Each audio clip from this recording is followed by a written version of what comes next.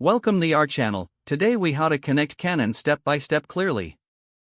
To connect your Canon camera, first gather all necessary equipment. Ensure your camera is fully charged or connected to a power source. Locate the USB cable that came with your camera. Connect one end of the USB cable to the camera's USB port.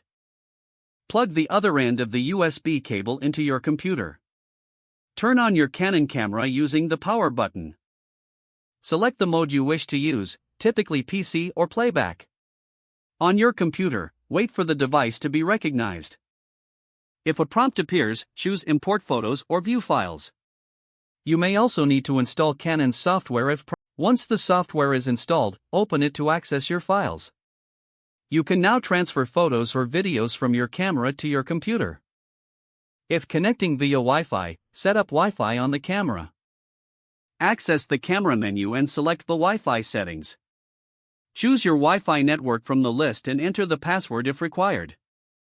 On your computer, open the Wi-Fi settings to connect. Once connected, access Canon software or your preferred file management tool. You can now wirelessly transfer files to your computer. For mobile devices, download the Canon Camera Connect app. Open the app and follow the on-screen instructions to pair your camera. Once paired, you can easily transfer files to your mobile device. That's how to connect your Canon camera step by step.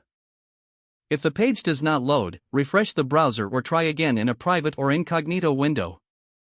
Make sure you are using the correct email address, then retype it carefully to avoid small typos. If your password is not accepted, use the reset option and create a new strong password you can remember. Check your spam folder for verification or security emails, then complete any requested confirmation steps. Enable two-factor authentication if available to improve account security and reduce unauthorized access risk. After signing in, review your profile details so your contact information and settings are accurate and current. If you see an error message, note it down and try again after restarting your device and internet connection. Log out when you finish, especially on shared devices, to keep your account and payment information secure.